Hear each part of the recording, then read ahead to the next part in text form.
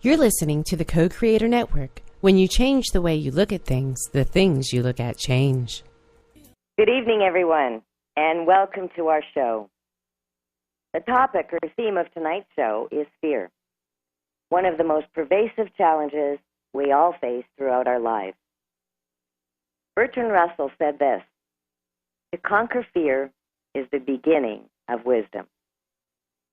And to continue on that path tonight, I've invited two very special people whom I highly respect to share their philosophies and their learnings, both through their own individual experiences as well as their understanding of unity consciousness and spirituality.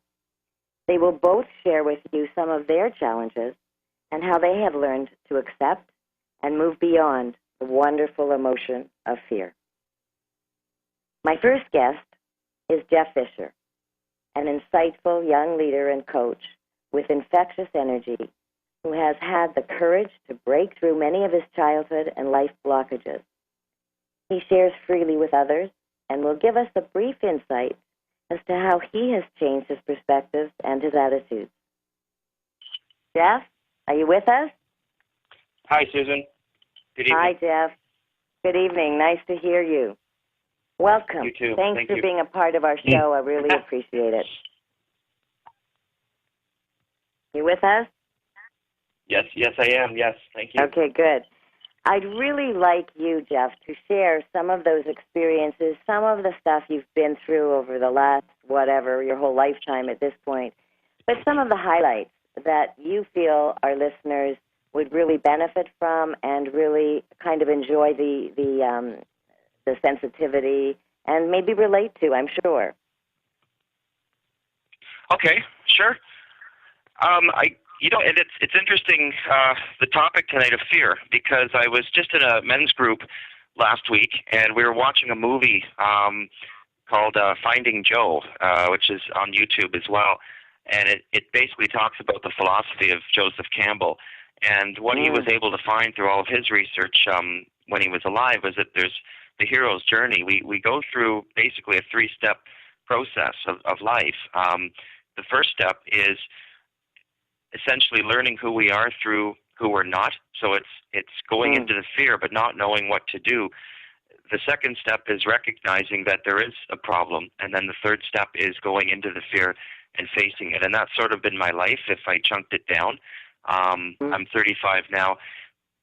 When I look back in my background, in my family and my upbringing, I grew up like you in the Toronto area, and I found that all of this really comes down to the way we think and believe about ourselves. But it's not just that. A lot of the self-help books up until now, they focus on the thoughts.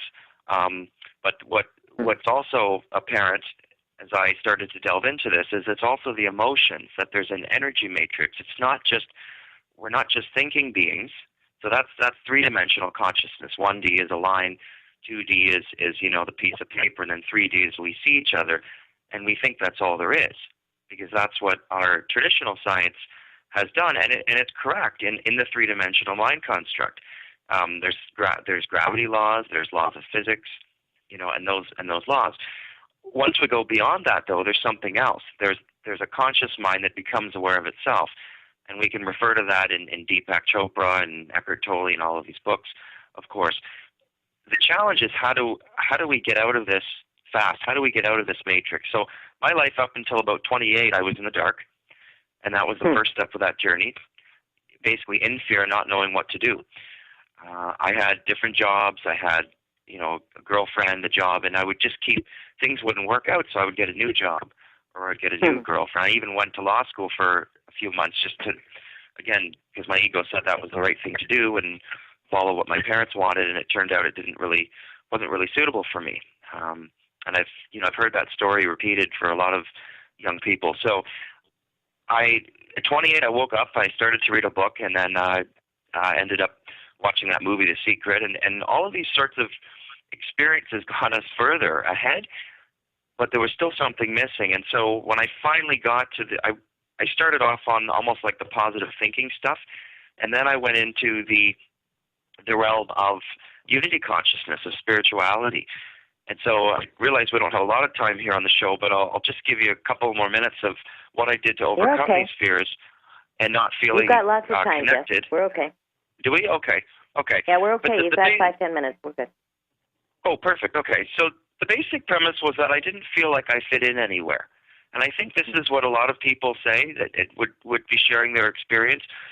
And we get labeled in the medical community as being anxiety or having depression, which I never really had, but people would just say, you're anxious or you're tense. And I knew that, but I didn't know what to do about it. And so what I stumbled across a few years back, and specifically through some of the courses I've taken, is this notion of unity consciousness. Now, a lot of the spiritual teachers talk about mirroring, so what you see is what you put out is what you get back, kind of like the law of attraction. But again, that sounds very simple, but it's still this feeling of separation that, if I have an argument with you and I have a different perception of what's happening and you have a different perception, we're going to keep clashing because of our emotional charges and these DNA imprints that we walked into when we came into this experience on Earth. And so the way to overcome that is basically to see you and me, that you're actually an aspect of me and I'm an aspect of you. The light bulb, a lot of things are neutral, right? Like the pen is blue or the piece of paper is white, or the lamp over there is red. And so we don't really have any charge against that. But a lot of things we do with people. And I knew after a certain length of time doing this work that it's definitely something to do with emotional charges, because how come I can, for example, I see a guy, let's call him Tim, and I think Tim is a great guy, but he's bugging you. There's something about what he's saying that's bugging you, and it's just because of your experiences and also because of that energetic coding. So what this looks at, all of our work, and I guess my experience here is that there's something beyond the 3D matrix, beyond the mind that thinks. And it's basically consciousness. It's the energy in the body, which then shoots signals to the mind. Now, excuse me, Jeff, I'm just going to interrupt for 1 sec. Yeah, we're going to get into that depth and that technical stuff next week. Cassandra's going to be my guest. So what I'd like to do more so with you, talk about your personal experiences with fear. Just a couple of examples would be great. And then how recently you have really changed your way of looking at it, of handling it, of letting go of it. That would be great, because you're so good at doing that. Oh, thank you. So are you. I'll use one I think that the listeners could relate to. A lot of fathers and sons have this tiff growing up, and sons try to be like their fathers and win their approval, and fathers want basically their sons not to repeat the same mistakes. They want their sons to do better. So my experience, a breakthrough I had recently back in the fall was with my own father. And basically how I did that was, up until that point, I saw him as being a difficult person, having a lot of anger, being emotionally charged himself. And I always felt that he was dumping on me. Everything I did wasn't good enough. So what I started to do is to shift into having compassion, seeing that he's an aspect of me, that, if he's treating me a certain way, I'm allowing myself to be treated that way. And that's a tough concept to grasp. And it doesn't excuse abuse, and it doesn't excuse, people running into things and saying it's blame, it's our fault. But what it does is it accepts self-responsibility. And so what I was able to do was, every time he would act a certain way, I would go to, there's an aspect of me outside myself. It's not me, but he's behaving a certain way, and I'm choosing to see that in a certain way that's causing me pain. If I have, and the old notion was always about forgiveness, but it's not so much forgiveness as it is having compassion for what I see in him, because it's still how I'm choosing to experience that event, including the emotions in the body. And naturally, over time, as I was able to have more compassion for him, which is a reflection of me and him, I was able to reduce those charges down. And really, this is what it's all about. It's having joy and having fun. So now I can go out with him and love him as he is.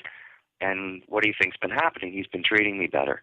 And we're getting along. And for the first time in, I'm 35 now, so that's been since I was a child. And all those years because of a program, because of, what I was taught from other people, and again, from what I came in with.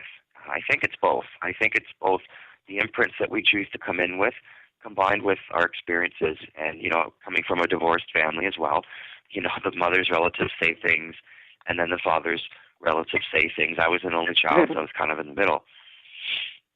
So, yeah, that's basically it. Hearing that, Jeff, just to interject again, what a huge shift from one where you didn't have any contact or was negative contact primarily to one where it's really positive and joyful and compassionate. How has it changed in terms of how you feel about yourself and your whole being?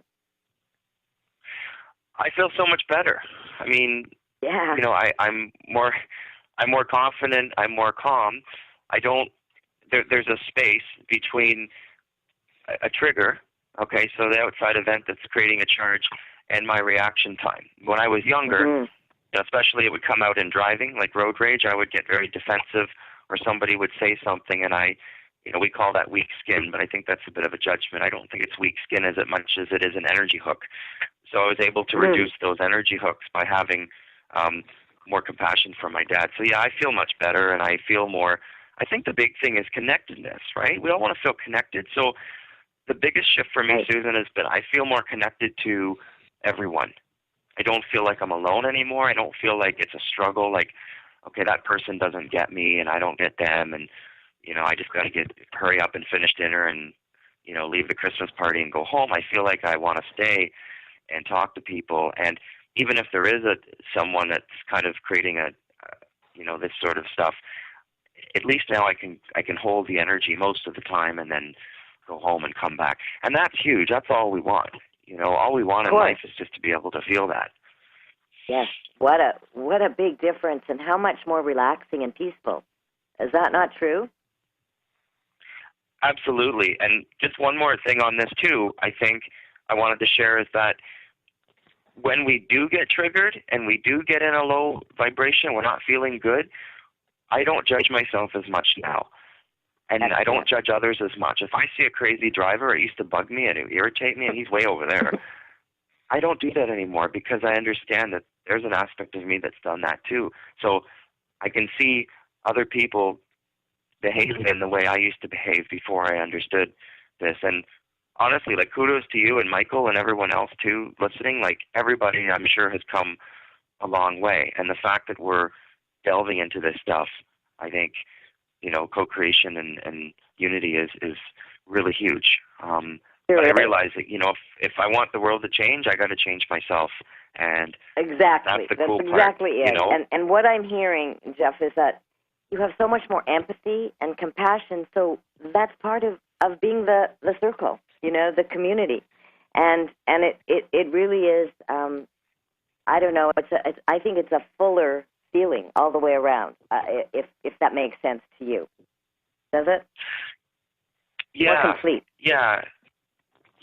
And I guess finally it would be.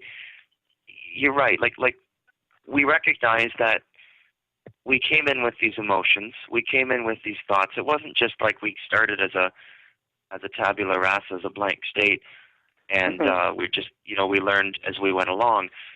Maybe that takes time for that personality development. I mean, I'm not a scientist or anything into this, but from my experience, it's really giving ourselves love and being open to receiving love from others when we're hurt and we're struggling.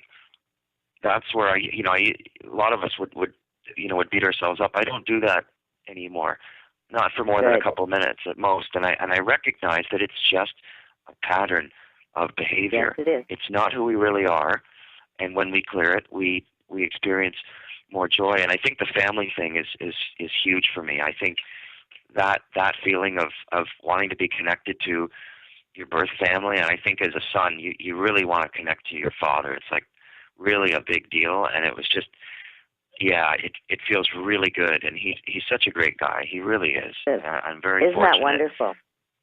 Yeah. Well, I'm we're going to have to carry lucky. on because Michael needs. I want him to have some time as well. But Thank you Thank you. so much, because those comments and that experience, the major experience with your father is, I think, very international.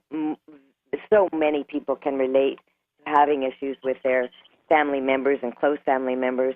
And it was really heartwarming to hear how you've sort of climbed that ladder and made that shift on both parts. So thanks, Jeff. I think everybody will agree. Thank you so much. And I just want to say, Susan, best of luck to you on your show, and to Michael as well. He's a good friend of mine as well. So I'd like to stay and hopefully listen to the rest of the show. Oh, please do. And thanks for your contribution. Okay, we'll talk You're to welcome. you soon. Thanks so much. All right. Okay, bye-bye. You're welcome. Well, that was great. I think you'll all agree that Jeff is very insightful and very helpful. However, my next guest is a man by the name of Michael Jenkins, a gifted spiritual writer and one of the most loving, wise humans whom I am blessed to know. Michael has gone through enormous transformation in the last 8 or 9 years. I think I've got that right, Michael, in terms of timing, but I'm close, if not right on. And we're fortunate to have him share a few of his learnings, his teachings, and his little gems of wisdom with us. Michael, are you there? Are you with us? I am here, Susan. Thank you very much, and thank you for that wonderful introduction. My pleasure. I've just been sitting here listening to Jeff and making notes and thinking about some of the things that he brought up that I'd like to focus on myself, in terms of actually going a little deeper and explaining, why all this happens to us and why all this fear. Excellent. And one of the things that I started with to talk about, or that I wanted to talk about, is that we are these spiritual beings having a human experience. And this human experience is what our fear is connected to. We feel, as a spiritual being, we feel completely unlimited. And when we're born, we feel completely unlimited. We just want to fly over here or fly over there and run here and run there and do all these things. But the next thing you know, something happens that hurts us, that breaks us, our bodies, our hearts, our thoughts, all of a sudden. And then we have to deal with the fact that we are limited in some ways in this body. And so now the game begins. So one of the first realizations that I had to deal with is that there are real dangers in life, things that we should be afraid of. And then there are things that are imagined that we tell each other that are scary. And one of them, of course, is that you need to survive financially, socially, and all kinds of other ways. And we take these fears on like they're actually going to kill us. And this is the trap that I eventually fell into for most of my life. I had to have a career, I had to have a family, I had to have all these things according to everybody. And I thought that I was going to die if I didn't have these things. I thought they could be taken away. If they were taken away from me, that I would literally die. And I felt that way. And there's a part of our brain, which of course everybody knows about, the reptilian brain, which is responsible for the fight or flight reaction. And this, of course, has our entire body feel like that we're threatened. And I believe that in my case, that I went to a place where, I had fibromyalgia. Wow. And this was associated with being constantly in fear of losing everything that I had. And the people around me were telling me this, and it wasn't until that I had to break through that I had made this whole thing up, and I had listened to all these people, and that I could actually let go. And I can't really emphasize too much the words let go, because that's what I did.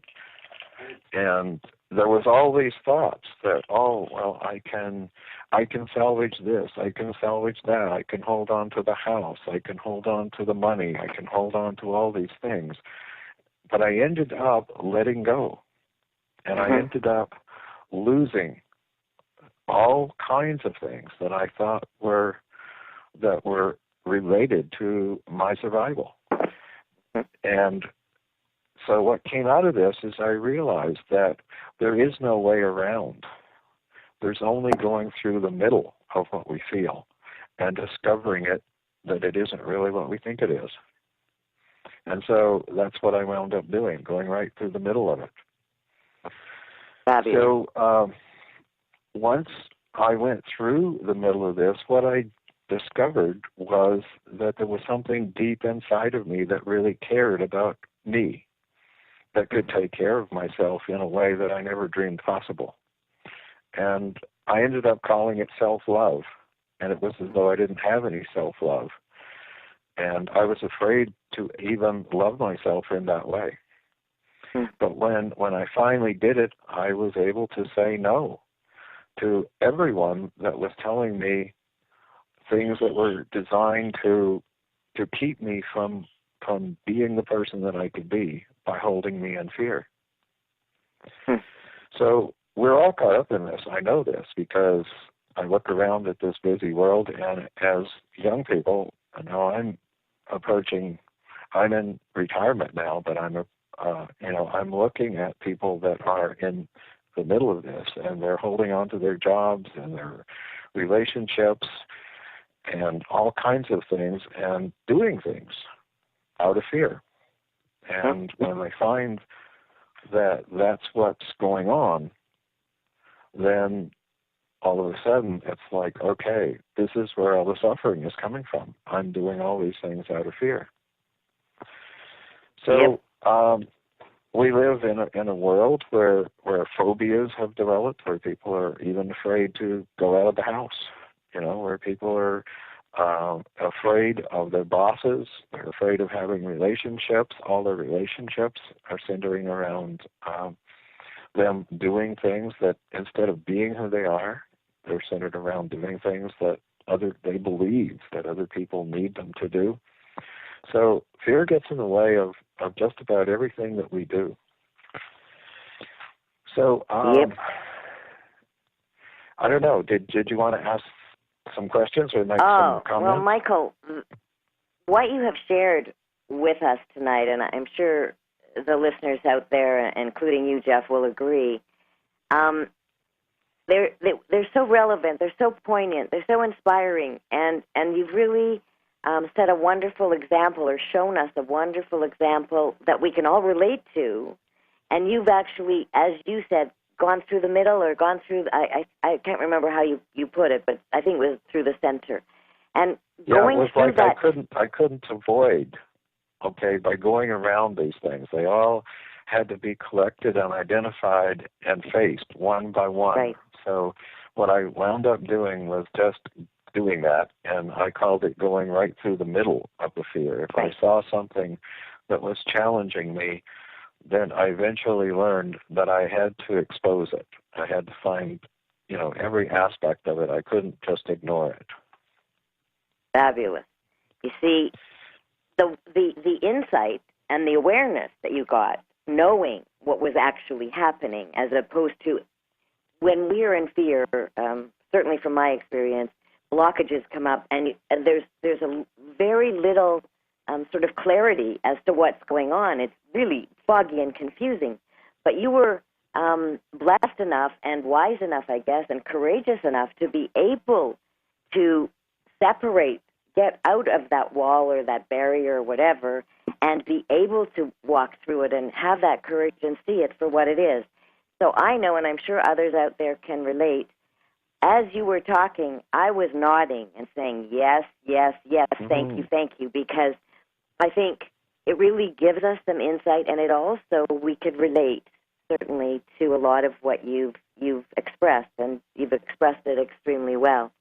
And I'm going to just share, because I know Michael, and I'm, as I said, I'm very lucky to know him. He has just, he does a blog, and he has written a book, or put it together in a book called Epiphany Express. And Michael is wonderful at expressing epiphanies. So I think that's how I'm going to kind of wrap up your discussion because I think you did it extremely well, and I appreciate it so much. Okay, are we done, Susan? Well, yeah, I think so, because I have a few things to share with the rest of the listeners. I have to do a little bit of my part. And as I said, you've done a wonderful job, and I really appreciate it. We will talk soon. Okay, well, thank you very much for having me, and I'll be looking forward to speaking with you again. Okay, good night. Very good. Very good. Have a good night. Well, I chose both these men for my own intuitive reasons, and certainly knowing how wise and inspiring they are. And I guess I picked right, because I'm very impressed with what both of them had to share with us, and I know I've learned some things from both of them yet again, and I hope you have too. A few more things I'd like you to be aware of. I recently listened to an audio video on fear by a very wise guru, some of whom you may be familiar with him. His name is Mooji, Mooji. This particular video of his was part of a motivation for tonight's show. I highly, highly recommend that you listen to his video called Fear, Bluff of the Mind. That's Fear, Bluff of the Mind. You can just Google it, and it'll come up under Mooji. It is, as I said, one of the best perspectives that I've heard on the subject, as well as these men that we heard tonight. Next week, we're fortunate enough to have as my guest a wonderful friend, spirit, and teacher by the name of Sandra Krizakos. She's created and leads a wonderful spiritual development program called Shift Into One. I know you'll find her an inspiration as well, and all of those that know her do very much so. So for any of you that would like to get in touch with me individually, separately, and have more guidance and depth in any of the areas of my wisdom, don't hesitate to check out my website. It's www.creativelinks.info. All the information you will need is there, and certainly don't hesitate to email me or call me to ask any questions, find out more of how we may be able to work together, and I can design a very practical, specific program for you. For the months of March and April, I'll be giving discount prices to all and every part of my practice. So I certainly look forward to talking to you. Again, the website is www.creativelinks.info.